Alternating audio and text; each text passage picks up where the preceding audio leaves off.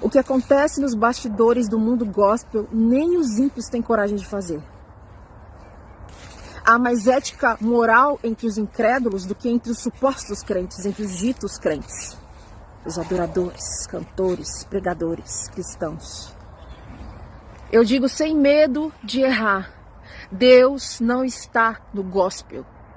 Deus não está no gospel. Isso não é o evangelho de Cristo. Não é o evangelho da cruz. Esse mercantilismo em nome de Deus não é a mensagem de Jesus. Eu sei que é difícil para você acreditar nisso.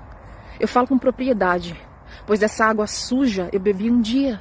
Eu sei do que eu estou falando. Por isso que eu faço questão de repetir e repetir e repetir. Porque eu penso nos pequenos, nos enganados. E alguém vai entender. Eu sei que ovelhas entenderão e bodes reclamarão, mas isso não tem problema. Isso não tira a minha vontade de acordar as pessoas e de alertar, porque eu sei o quão prejudicial é viver nesse engano. Eu sei o que isso causou na minha alma, por isso que eu faço questão de falar e alertar vocês. Há dificuldade para muita gente em aceitar e acreditar, porque essas pessoas não querem que o castelo de ilusão delas desmorone, né? Você tem dificuldade de entender que essas pessoas não estão preocupadas com a sua alma. Estão preocupadas com o seu consumo. É isso, com o seu consumo. Eu venho do catolicismo. Eu e toda a minha família éramos católicos. E os crentes têm mania de reclamar que os católicos são idólatras. Só que vindo para o meio cristão, evangélico, eu vi que é totalmente ao contrário. Os crentes se superaram na idolatria. Ergueram ídolos. Amam personalidades gospel, amam celebridades, amam popstar ungido. E ai daqueles que tentarem arrancar do altar do coração de vocês esses ídolos, esses bezerros de ouro. Vocês defendem com unhas e dentes cegamente. Cegamente. É por isso que está essa palhaçada na igreja. É por isso que existe flor de lis. É por isso que existe cantor, grupo, banda, músicos sem caráter algum cristão estão aí, contaminando o corpo de Cristo, influenciando os seus filhos, os nossos jovens, trazendo mundanismo para a igreja, o secularismo para a igreja. E você não faz nada. Você faz questão de sacrificar ovelhas, mas defender lobos. Esse é o problema, vamos defender lobos. Não exponha, não fale que isso existe. Você não faz nada e não quer que ninguém faça? Você não se manifesta acerca da justiça e da verdade e quer silenciar quem resolve fazer alguma coisa para alertar, para dizer, gente, pelo amor de Deus, será que vocês não estão enxergando que isso é o engano do inferno? Que nós estamos em dias difíceis, no tempo do fim, em que há realmente a apostasia no meio da igreja? Mesmo sabendo que é bíblico, isso não nos dá o direito de cruzarmos os braços e não fazermos nada. Nós estamos falando de vidas influenciadas por um evangelho mentiroso.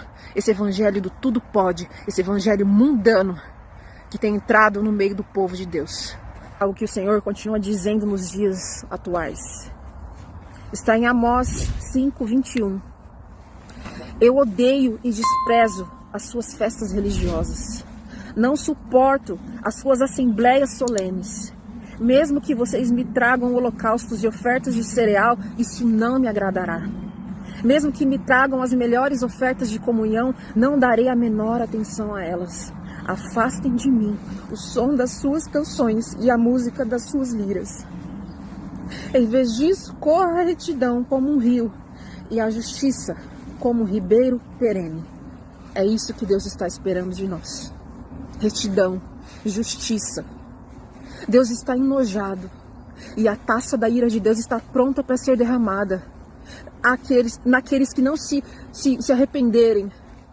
Está pronta para ser derramada nos farsantes da fé, aqueles que usurpam a palavra de Deus, que se utilizam do evangelho para enriquecer, que se utilizam do nome de Cristo para poder conseguir status, fama, por seu bel prazer. A taça da ira de Deus está pronta para ser derramada sobre os lobos. E eu desejo que eles se arrependam a tempo, pois o fim será triste se não houver arrependimento. Eu tenho comentado isso com o Felipe. A sensação é essa, parece que não vai sobrar ninguém. Mas eu acredito sim que existe a igreja verdadeira de Cristo espalhada pelo mundo, que não se corrompeu, que não se vendeu ao business, que não se entregou a Satanás, que não vendeu a sua alma pelo sucesso. Que você seja achado fiel até o fim para resistir a esse mundo corrompido e caído. O Senhor nos manterá firme até o fim. Os tempos são maus, os dias são difíceis, Jesus está às portas. Guarde a tua fé. O reino dos céus está próximo. Essa é a mensagem do Espírito de Deus à igreja. Arrependei-vos, pois é chegado o reino dos céus. Arrependei-vos. Deus está enojado. Está pronto para vomitar aquele que é morno. Então se decida, não dá para servir a dois senhores. Decida quem é que vai ocupar o teu coração. Não dá para servir a Deus e aos ídolos. Acorda, guarda a tua fé, olhe para a eternidade. Você não vai viver para sempre. Então para de brincar com o evangelho da cruz, o evangelho de Cristo. Para de bater palma para doido dançar.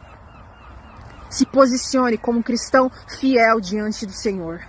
Se arrependa dos seus pecados, se volte para Deus. O véu foi rasgado, pare de querer costurar o véu novamente. Você tem livre acesso ao céu, ao Senhor.